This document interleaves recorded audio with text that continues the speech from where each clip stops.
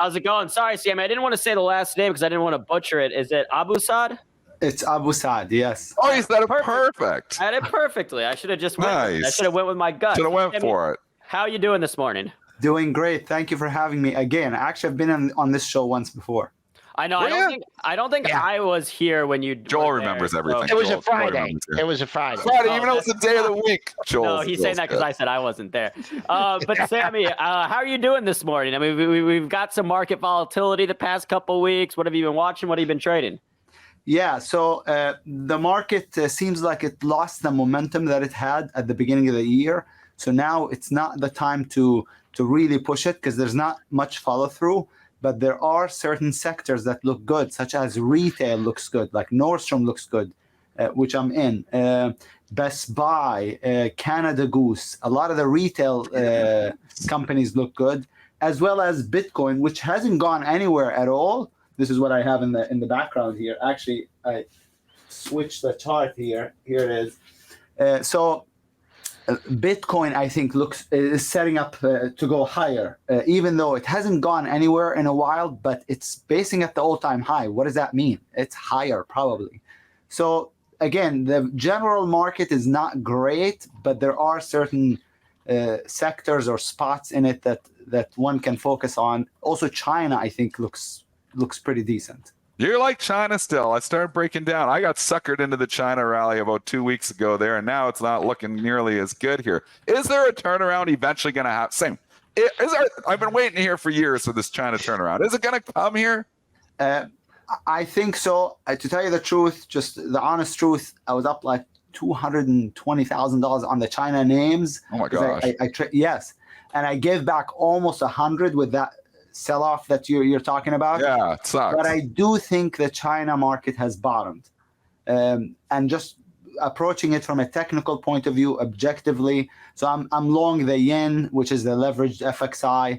I'm long the CWeb, which is the internet companies, the Chinese internet companies. And I'm long a few other names. I think they still look good. I wasn't expecting as deep of a pullback, but they still look good to me. Fundamentally or technically, you said technically. What's your poison? Which China stocks do you like? Unfortunately, the one that I like the most, I just got trailed out of yesterday or the day before. It's TME. It's been up and up for a long time, and I just got trailed out of it. But I do like BZ. I don't even know the name of the company. Tell you the truth. Benzinga. He likes Benzinga. I like BZ. I like Billy, Bili. Oh yeah, Billy. We used to call it Willy Billy. Willy Billy. There's a bunch of names. Trade it now. Yeah, I like JD. Not bad, I think. Baba's one of the weaker ones, so I don't like it as much. I like BEKE. I'm looking at the names. So there's a few names that I like that I'm in long. What's your time horizon on these trades, Sammy? So I'm hoping to hold them for as long as possible. So so you're talking about like long-term investments in these right, correct. Chinese These names. would be longer-term investments. Yeah. Do you? I mean, so what do you do when you're planning on making a long-term investment, and then next thing you know, you look at your account and you're up $200,000 on the trade? Do you start thinking, oh, maybe this was a trade and not an investment, and I should sell some of it? This is one of maybe the single most difficult thing about trading is that it's very hard for us to disassociate from the P&L, from dollar counting.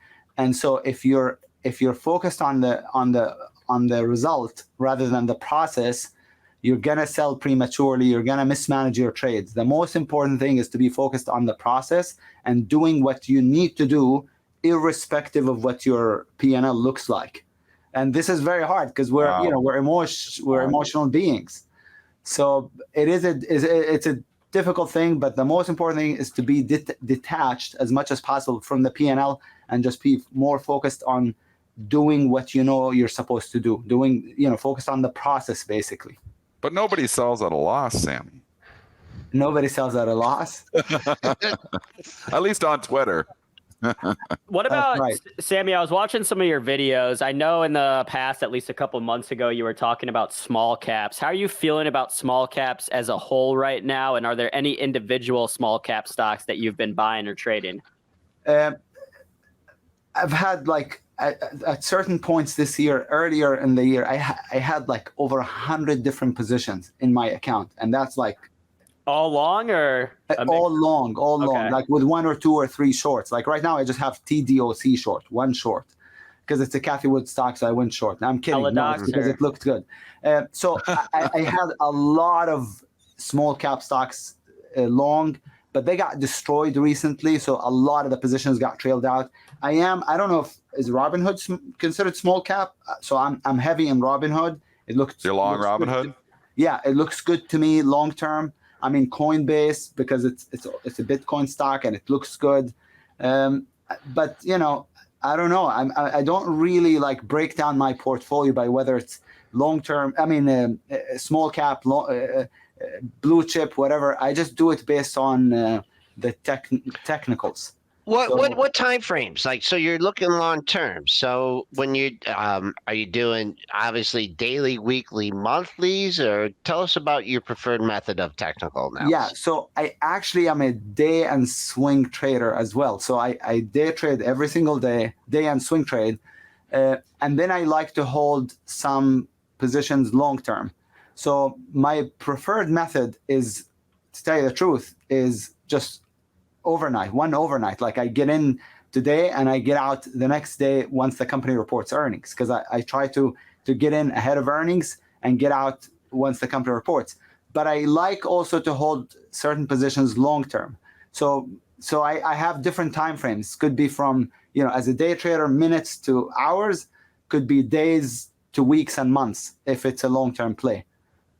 Talk about these earnings trades. Talk about Sami. Talk about these earnings trades, because this is interesting to me. So you actually hold through the earnings?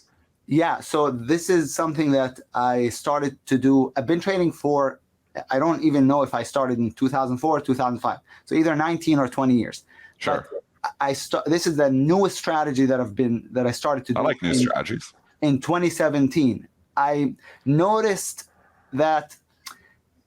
So this is what I noticed, that because I scan after the close every day, I noticed that stocks that are really bullish and are selling off a little bit ahead of earnings into their like rising 20-period moving average or into support, they tend to gap up on earnings.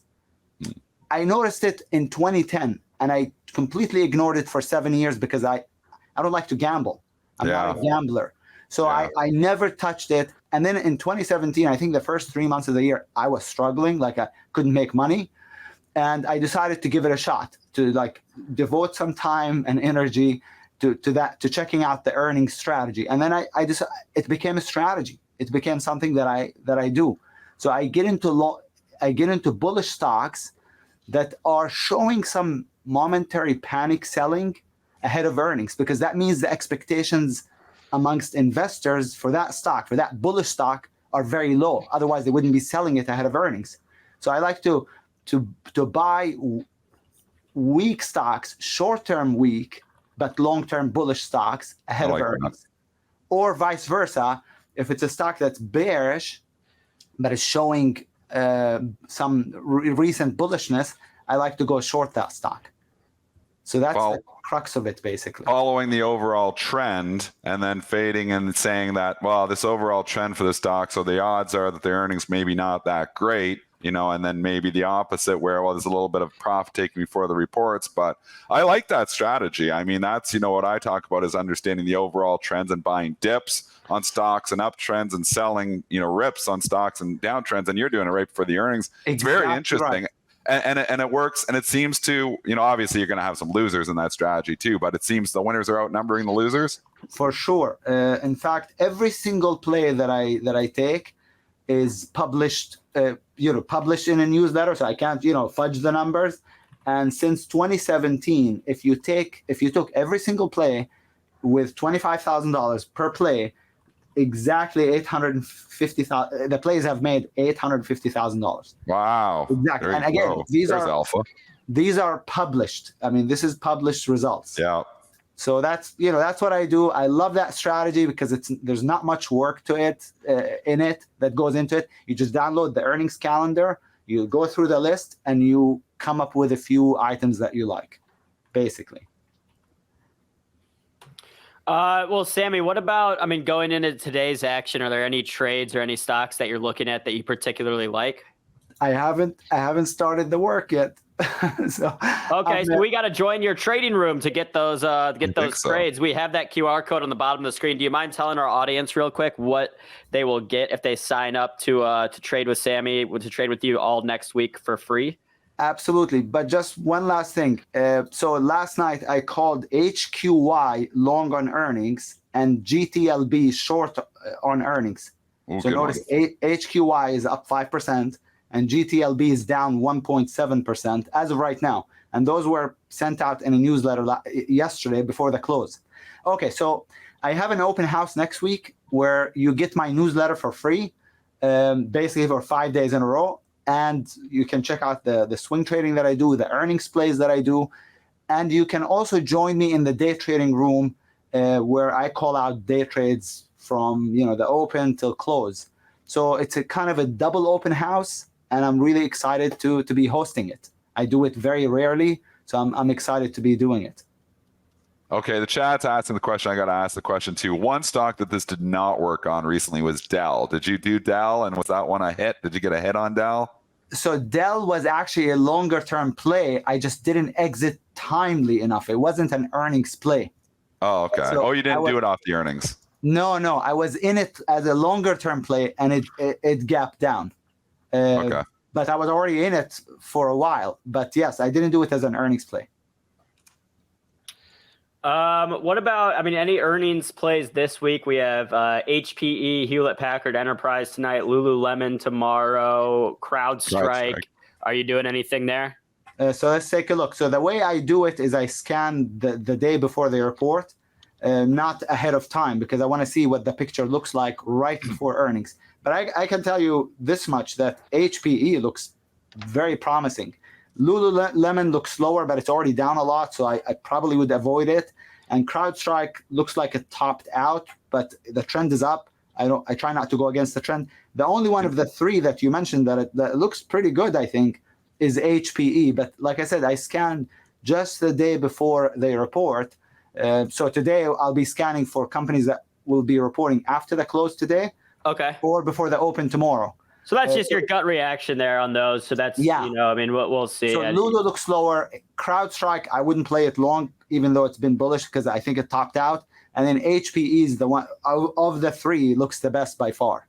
You know why I like the HPE one too? I'm with you here, Sammy, is because the HPQ gapped up as well. I like that idea where, obviously the companies are separate. They're not together anymore, but there's still legacy overlap here. And, we watched HPQ gap up 18% on theirs. I kind of like this HPE. You may actually talk me into it. I wouldn't do a big size position on these things because obviously, these are big winners or big losers here. But I might even try that one HPE. I just wrote it down into the earnings report The average gap over the last 7 years, the average gap has been on earnings has been 6.3%. That's the average gap, just so you know. By the way, HPQ looks really good long term. So I like it a lot too. Sammy, real quick. Oh, go ahead. I was going to say real quick before we let you go, and I'll let Joel go too. How's Scott doing? How's Red Dog doing? He's doing well. He's taking a few days off to deal with, with what he has to deal with, but he's doing really well. Okay, good. We love Scott here on the show. We've had him on a number of times, so we wish him the best. We hope he comes back healthy and stronger than ever. And hopefully, here in the next few weeks, we'll be able to get him back on the show. Thank you. No, that was it. I just wanted to ask about Scott. So you took the words right out of my mouth. I stole your. No, that's okay. All right. Well, Sammy, it's been great to catch up with you. Thanks for making your return to pre-market prep. Good luck on your trades this week. We'll have to catch up with you again soon. Again, guys, if you want to trade with Sammy for free next week in his virtual trading floor, scan that QR code in the bottom right of the screen. We also have a link in the description you can hit if you don't want to deal with the QR code. Sammy, any final thoughts before we let you get on with your busy Tuesday? No, just remember to approach trading like as a business and be very objective and rational about it. And in the long run, I think you'll do well. Got it. Always good to understand that psychology behind trading. Very easy to get caught up in it. Well, Sammy, again, thank you for joining us today. We'll let you get on with your day, and we'll see you again next time. Thanks so much. I appreciate it.